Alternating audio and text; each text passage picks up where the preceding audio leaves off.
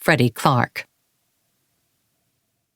When I told my brother Seb we'd be stopping by at a party that night, I might have intentionally withheld some details. It was his first day in Los Angeles, so the name Thomas Broadbeck meant little to him. There wasn't any reason why Sebastian O'Shaughnessy, darling of the New York literati, should have any idea who the FWM studio chief was, or even what a studio chief did. As soon as I began listing the names of actors and actresses, though, Seb understood. "We won't have to stay long?" he asked. "An hour at the most. Not even that," I said. I told him we had to say hello to Broadbeck and congratulate Charles and Nell on their pretend engagement. Public appearances like these were part of my contract with the studio. I had convinced Seb to move to Hollywood on the pretense that I was a moderately successful actress who could land him a job screenwriting. The thing is, I really was a moderately successful actress who could land him a job screenwriting. My only omission to my brother was that I had only 3 months left on my contract, and FWM Studios didn't renew contracts for moderately successful actresses. "Anyway, you have to talk to Augustin," I said as I poured each of us a glass of whiskey, mine on the rocks, his straight. "I don't know who that is." "You'll love him," I lied. "He runs all the things at FWM that no one else has the time to run. I already told him you'd be there. He's excited to meet you. I'm certain he can get you a job." As I began going up the stairs to change into my dress, Seb demanded that I wait a goddamn minute. Seb still had a heavy accent from our years growing up in Boston. His voice went up as he spoke to me, and for a moment I saw the young boy he had once been, the lanky awkwardness of his posture and the redness in his pale cheeks.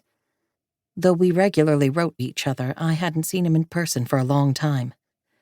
Between the two of us, I was the one who could afford to travel, and I hadn't left California since the early 30s. I'd talked about it in my letters to him, swearing that I'd take the time off to visit, but the time off never came. "You told me I already had a job," he said. I shook my head and pursed my lips. I wouldn't have said that. Seb went over to his worn-down briefcase by the front door and began rummaging through it. He produced a handwritten letter. He went over to the couch and smoothed the letter out on the coffee table. I watched as he bent over it, carefully running his finger along each line. "There," he said, pointing to the letter. "In your own words, 1 week ago, if you come to Hollywood, you'll have a job." I nodded and leaned against the banister. "Yes, you will have a job. Look at you. College graduate. 1 novel published already. You're very employable. That's why we're going to the party." "I took out my savings to come here, Edie," he said.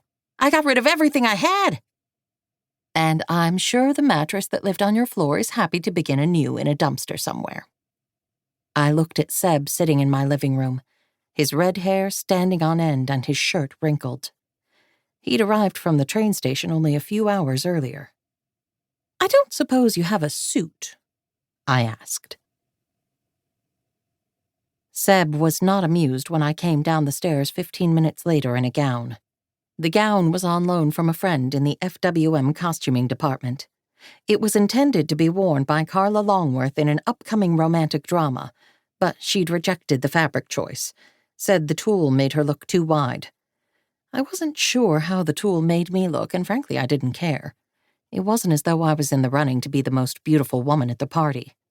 Anyone from the studio would be able to identify the dress for what it was, but I could see Seb doing mental calculations of its worth. That's how it had always been with me and Seb.